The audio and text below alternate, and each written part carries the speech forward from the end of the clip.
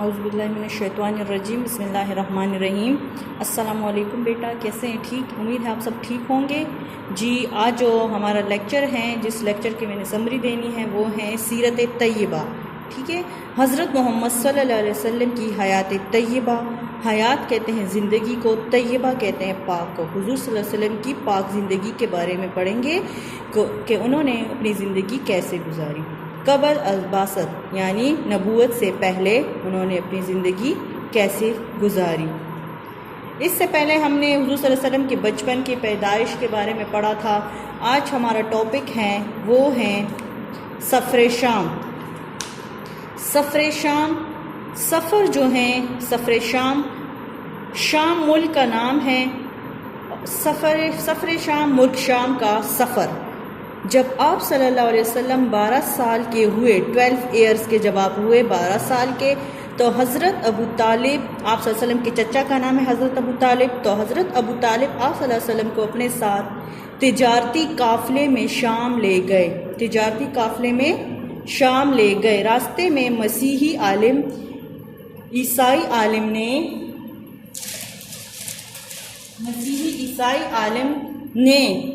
عیسائی عالم کہتے ہیں، کرسچن پادری جو ہوتا ہے، جو چرچ میں ہوتا ہے پادری، اس کو کہتے ہیں، جو عیسائیوں کا عالم ہوتا ہے پادری، اس کو کہتے ہیں۔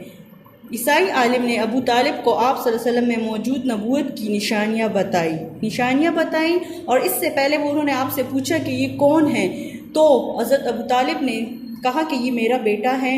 تو اس عیسائی عالم، وہ جو پادری ہے، انہوں نے کہا کہ یہ تمہارا بیٹا نہیں ہو سکتا، اس کا چہرہ نبی کا چہرہ ہے۔ اور انہوں نے یہ بھی کہا کہ انہیں شام لے کر نہ جائیں، یہودی انہیں پہچان لیں گے، ایسا نہ ہو کہ وہ انہیں نقصان پہنچائے۔ ٹھیک ہے، ایسا نہ ہو کہ وہ انہیں نقصان پہنچائے۔ اس لیے حضرت ابو طالب نے اپنا مال جو تھا، جو تجارتی قافلے کے ساتھ وہ گئے تھے، وہ مال جو تھا وہ وہیں پر فروخت کر دیا اور واپس مکہ تشریف لے گئے۔ ٹھیک ہے، اور یہ قافلہ جو ہے، تجارتی قافلہ اس کو کہتے ہیں۔ پہلے زمانے میں، یہ دیکھیں پکچر بنی ہوئی ہے، پہلے زمانے میں لوگ اونٹوں کے ذریعے سفر کرتے تھے اور تجارت کرتے تھے سامان وغیرہ کا۔ ٹھیک ہے، اس کے بعد ہمارا نیکسٹ ٹاپک ہے اس چیپٹر کا حلف فضول۔ حلف فضول، حلف کے معنی معاہدے کے ہیں۔ معاہدے کے ہیں۔ معاہدہ جو ہے کانٹریکٹ کو کہتے ہیں۔ ٹھیک ہے، جو دو لوگوں ایک سے زیادہ کے درمیان کوئی کانٹریکٹ کیا جاتا ہے، اس کو معاہدہ کہتے ہیں۔ حلف الفضول فضل کی جمع ہے۔ فضل واحد ہے اور الفضول اس کی جمع ہے۔ ٹھیک ہے، اس معاہدے کے قائم کرنے میں جن لوگوں نے کوشش کی تھی، یعنی اس وقت جو لوگ موجود تھے اس معاہدے کے بنانے میں، قائم کرنے میں جو لوگ وہاں پہ موجود تھے، ان کے ناموں کے شروع میں لفظ فضل تھا، یعنی ان کے سٹارٹ میں جو نام کا سٹارٹ میں ان کا فضل آتا تھا۔ ٹھیک ہے، اس لیے اس معاہدے کو حلف فضول کا نام دیا گیا، یعنی ان کے ناموں کے شروع میں جو لوگ وہاں پہ موجود تھے معاہدے کے دوران، ان لوگوں کے نام کے شروع میں فضل لفظ آتا تھا، اس لیے اس معاہدے کو حلف فضول کا نام دیا گیا۔ آپ صلی اللہ علیہ وسلم کی عمر مبارک جب 15 سال ہوئی، 15 سال 15 ایئرز، تو عرب کے قبیلوں قریش اور کیس میں ایک بڑی خوفناک لڑائی ہوئی۔ کون کون سے قبیلے تھے؟ عرب کے قبیلہ قریش اور قبیلہ قیس میں لڑائی ہوئی تھی، خوفناک۔ یہ دو نام یاد رکھیں، قبیلہ قریش اور قبیلہ قیس میں لڑائی ہوئی تھی۔ اس جنگ میں بہت سے لوگ مارے گئے اور لوگوں کا بہت مالی نقصان ہوا۔ اس جنگ کو حرف فجار کہتے ہیں۔ کیا کہتے ہیں؟ حرف فجار۔ یہ ان مہینوں میں لڑی گئی جن میں لڑنا حرام تھا، یعنی ان مہینوں میں یہ جنگ ان مہینوں میں ہوئی جس مہینوں میں یہ لڑنا جو تھا حرام تھا، اللہ تعالیٰ کی طرف سے منع ہوا تھا۔ اس لیے آئندہ اس قسم کی جنگ سے بچنے کے لیے ایک معاہدہ کیا گیا، کانٹریکٹ کیا گیا، جو حلف فضول کے نام سے مشہور ہوا، اور آپ صلی اللہ علیہ وسلم بھی اس معاہدے میں شامل تھے۔ اس معاہدے کا نام یاد رکھے، حلف فضول کہتے ہیں، اس کے معاہدے کا نام ہے، اس سے یہ مشہور ہوا۔ اس کے بعد نیکسٹ ٹاپک حضرت خدیجہ سے شادی۔ حضور صلی اللہ علیہ وسلم کا نکاح حضرت خدیجہ سے شادی، اس کے بارے میں پڑھیں گے۔ حضرت محمد صلی اللہ علیہ وسلم حاتم النبیین۔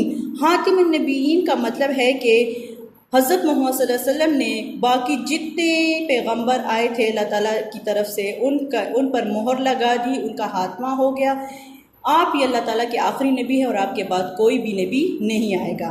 نئے روزی کمانے کے لیے تجارت کا پیشہ اپنایا۔ آپ صلی اللہ علیہ وسلم کی دیانتداری اور ایمانداری کی وجہ سے قریش کی ایک معزز اور مالدار خاتون حضرت خدیجہ رضی اللہ تعالیٰ عنہ نے آپ صلی اللہ علیہ وسلم سے اپنا سامان تجارت شام لے جانے کی درخواست کی۔ آپ صلی اللہ علیہ وسلم حضرت خدیجہ کا سامان لے کر روانہ ہو گئے۔ اس سفر میں حضرت خدیجہ رضی اللہ تعالیٰ عنہ کا غلام میسرہ، حضرت خدیجہ کے غلام کا میسرہ نام تھا، ٹھیک ہے، میسرہ بھی آپ صلی اللہ علیہ وسلم کے ساتھ تھا۔ وہ آپ صلی اللہ علیہ وسلم کی دیانتداری سے متاثر ہوا اور حضرت خدیجہ کو سفر کے حالات سے آگاہ کیا، خبر دی انہیں کہ وہ حضور صلی اللہ علیہ وسلم کی دیانتداری اور ایمانداری کے بارے میں بتایا، تو ان کو آگاہ کیا، جس سے متاثر ہو کر حضرت خدیجہ رضی اللہ تعالیٰ عنہ نے آپ صلی اللہ علیہ وسلم کے پاس شادی کا پیغام بھیجا، جسے آپ صلی اللہ علیہ وسلم نے اپنے چچا حضرت ابو طالب کے مشورے سے قبول فرمایا، یعنی پہلے اپنے چچا ابو طالب سے مشورہ کیا، اس کے بعد نکاح کا جو پیغام تھا وہ قبول کیا۔ آپ صلی اللہ علیہ وسلم کا نکاح بھی حضرت ابو طالب نے پڑھایا۔ اس وقت آپ صلی اللہ علیہ وسلم کی عمر 25 سال تھی، جبکہ حضرت خدیجہ رضی اللہ تعالیٰ عنہ کی عمر 40 سال تھی، یعنی حضرت خدیجہ رضی اللہ تعالیٰ عنہ حضور صلی اللہ علیہ وسلم سے 15 سال بڑی تھی۔ اس کے بعد ہمارا نیکسٹ ٹاپک ہے اس لیسن کا حجر اسود کی تنصیب، یعنی حجر اسود۔ حجر کہتے ہیں پتھر کو، اسود کہتے ہیں سیاہ یا کالے رنگ کو، یعنی سیاہ یا کالے رنگ کا پتھر۔ یہ جنت کا پتھر ہے، جنت سے آیا ہے، یہ آپ دیکھ سکتے ہو پکچر میں، یہ حجر اسود کی پکچر ہے۔ حضرت محمد صلی اللہ علیہ وسلم کے اعلان نبوت سے کچھ عرصہ پہلے، یعنی حضور صلی اللہ علیہ وسلم نے ابھی نبوت کا اعلان نہیں کیا تھا، اپنے نبی ہونے کا اعلان نہیں کیا تھا، اس سے پہلے بارش کی وجہ سے خانہ کعبہ کی دیواروں کو شدید کہتے ہیں بہت نقصان پہنچا، لہٰذا خانہ کعبہ کی نئی تعمیر کی گئی۔ خانہ کعبہ کی تعمیر کے بعد حجر اسود کی دیوار پر نصب کرنے کا مرحلہ تھا۔ نصب کرنا، لگانا، ہر شخص چاہتا تھا کہ یہ خدمت اس کے ہاتھ سر انجام پائے، یعنی یہ نیکی کا کام ہر ایک شخص چاہتا تھا کہ وہ کرے، وہ سر انجام دے، ہر ایک چاہتا تھا کہ وہ یہ خود اپنے ہاتھوں سے لگائیں۔ حجر اسود کا پتھر، حجر اسود جو ہے، نوبت لڑائی تک جا پہنچی، یعنی لڑائی تک بات آ گئی۔ قریش کے ایک معزز شخص نے مشورہ دیا کہ کل سب سے پہلے جو مسجد حرام میں آئے گا وہی ثالث قرار دیا جائے گا۔ ثالث کہتے ہیں دو فریقوں کے درمیان تھرڈ جو شخص ہوتا ہے، جو فیصلہ کرتا ہے، اس کو کہتے ہیں فیصلہ کرنے والا۔ اگلے دن سب سے پہلے نبی کریم صلی اللہ علیہ وسلم تشریف لائے۔ سب لوگوں نے آپ صلی اللہ علیہ وسلم کو دیکھ کر کہا، یہ امین ہیں، ہم ان کے فیصلے پر راضی ہیں۔